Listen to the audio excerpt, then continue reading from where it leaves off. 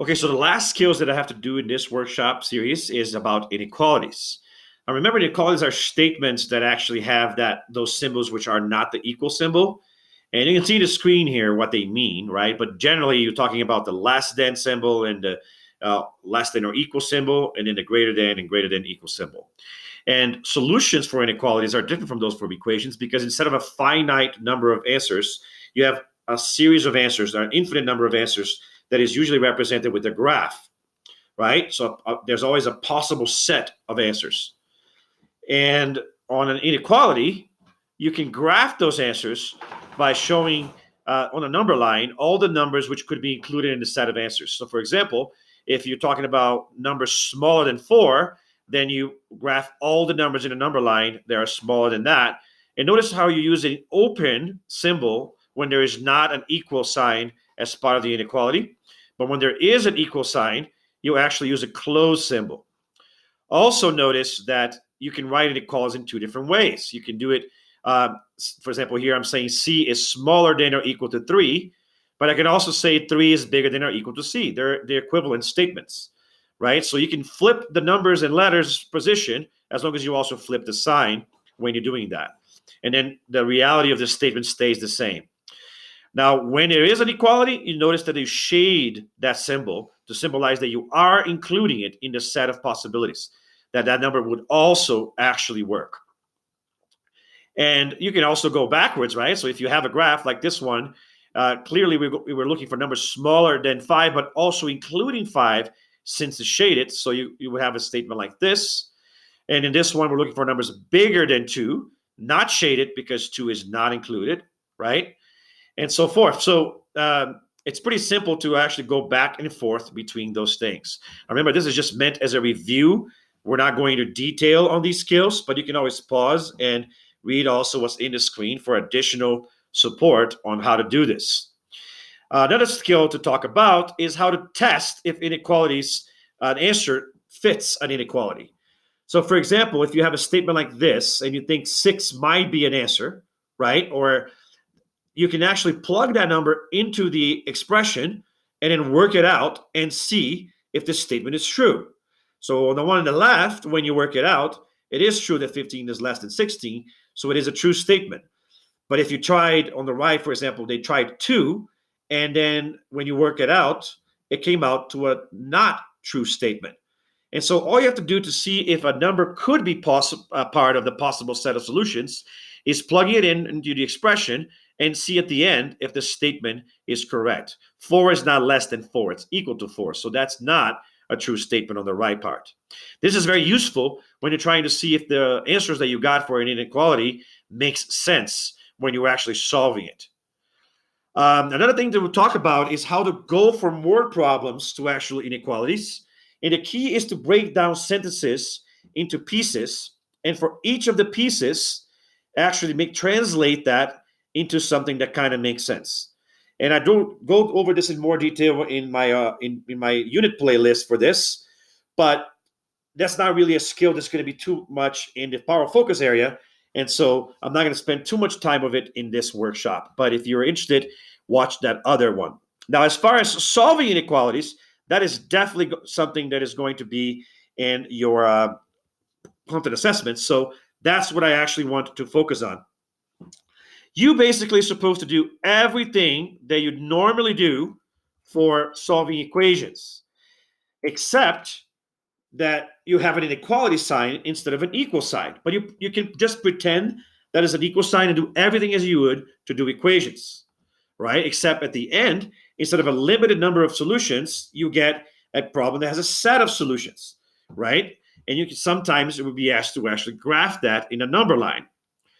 You can still, like you would with equations, check your answer by picking any number that should be in your set of solutions and plugging it back into the original to see if it works out. When we do examples in a second here, I'm going to make sure to show you how to do that. Having said that, there is one new rule to remember. Everything is the same as equations except that if you ever multiply or divide by a negative number, you must then flip the sign of the inequality. So if you had a less than and equal to, it becomes bigger than and equal to. If you had less than or equal sign, it becomes a bigger than equal sign.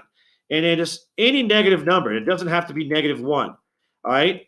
By any negative number, if you do that, you will have to flip the sign to the other direction. Now, I actually remember this like this. I remember this as a rule in general that works even for equations. Except, of course, with the equality sign, when you flip it, you get exactly the same thing. So the rule is in general that any time that you divide or multiply by a negative, you have to flip the sign of your problem. If you have an equality, it just stays the same because of flipping that sign. It's symmetric, so nothing changes. So here are some examples on the screen of solutions for inequality problems, including one that's a word problem. And I talk about these problems in the playlist that I did for the unit. You can pause and look at this. And do remember that before I do the ones in the actual workshop practice paper, that you can pause before I actually do it to try to see how to actually work those inequalities. So let's get to the practice and do a few of these problems. Get a little closer here. So the first one we have is 12x plus 151 is bigger than 19. So as you would with equations, I have to try to isolate the variable. So I have to try to get this x by itself. Now, I have to do this in reverse order of operations. And so I have to start with the things which are added or subtracted. So I got to get rid of this 151. To do that, I do the opposite operation, which is the opposite of adding, is subtracting to both sides of the equation. When you do that, the 151 will cancel out on the left side, and then all you have left on the left is 12x. You just copy down the inequality sign, and then 19 minus 151 gives you 132 negative. Negative and positive, you have to find a difference, and that's what the difference between those two numbers is. Keep the sign of the largest number in magnitude, which is 151. So you have that answer. Now, of course, you did not flip the inequality sign in this case because you were just subtracting, not dividing by a negative. So you don't change the sign. You just do everything as you would trying to do an equation. So the next step would have to be to get rid of this 12. I ask myself, what is it doing to my variable? It's multiplying the x, so I have to divide both sides by 12 to get rid of it. So if you divide both sides by 12, you get that x is bigger than negative 11, right? Now, what does that mean? It means that if you have a number line, all the values which are bigger than negative 11, not including negative 11, since it is not an equality sign included, are included on my answer. All right, so you go to the right of negative 11 since you're looking for values bigger than. All right, let's try one more. Now, this one does have a negative sign next to my variable, and so there's going to have that trick of switching the sign. You will see that in a second. First thing I have to do here is get rid of the 12, because once again, I have to start from adding or subtracting. Reverse order of operations. If I subtract 12 from both sides, because 12 is being added, the opposite is minus 12. I end up with just negative 6x on the left is smaller than or equal to 24. That's 36 minus 12. The difference between them is 24, and you keep the sign of the biggest, which is 36. Next step is trying to get rid of this negative 6. What is it doing to my variable? It's multiplying it. So once again, I have to divide both sides by something to get, which is the opposite operation. Now, I'm not going to divide by 6 because 6 is not what I'm trying to get rid of. I'm trying to get rid of negative 6. So I have to divide both sides by negative 6. When I do that, the negative 6's will cancel out on the left side, leaving me just with x. Now, 24 divided by negative 6, positive divided by negative is negative, and 24 divided by 6 is 4. So my answer is negative 4. But what about the inequality sign? This time around, I actually divided by a negative. So I'm going to put here a symbol in pink to symbolize this times, no, pink is too close to red that I already used. Let's do green. The times that I actually divided by a negative. So in this step, I divided by a negative. Remember that when you divide or multiply by something that's smaller than 0, or just a negative, right? that you have to flip the inequality sign. So if it was like this, it becomes like that, and vice versa. So in this case, I have to flip it from this to that. Now, my final answer then would be in a number line, all the sets of answers which are bigger than -4. Now, I am including -4 since there is an equality sign. So I'm going to shade my -4 circle and then go to the right since I'm trying to find numbers which are bigger than -4. All right. So pay attention. There's a lot of this on the focus area where you have to flip the sign because there was a negative step that you did. All right. Let's do one more example here. This time I have to start by getting rid of the -8. Remember, when the variable is on the right side, you still work on the side that has the variable, right? It's not always the left that you work on. You have to work on the side where you're trying to get rid of the things next to the variable. Now, to get rid of -8, I must do the opposite, which is adding 8 to both sides of the equation. If I do that, I get 9 on the left side, less than or equal to x minus x over 3, because the -8 cancels out with the +8.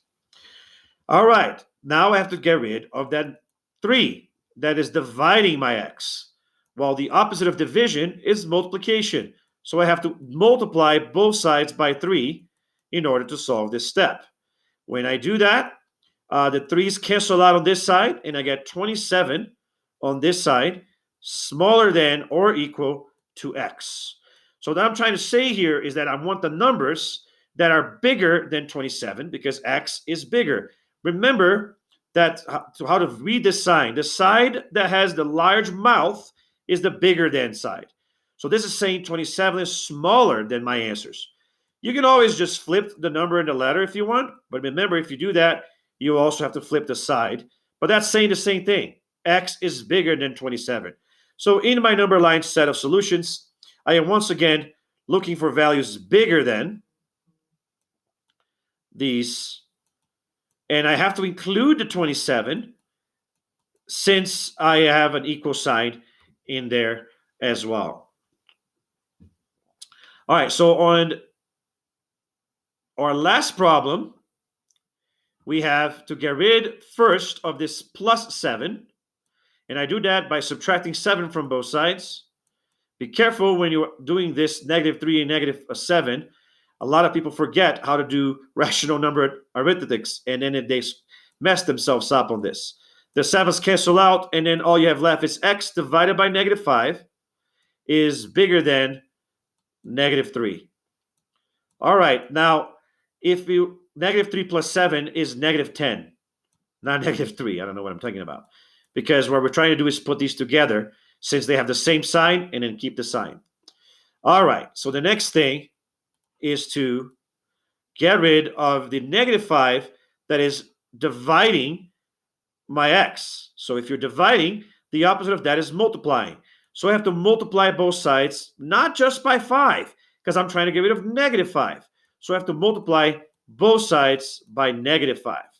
When I do that, on the left side, the 5's cancel out, and I just have x. And then on the right side, negative times negative is positive, and 10 times 5 is 50.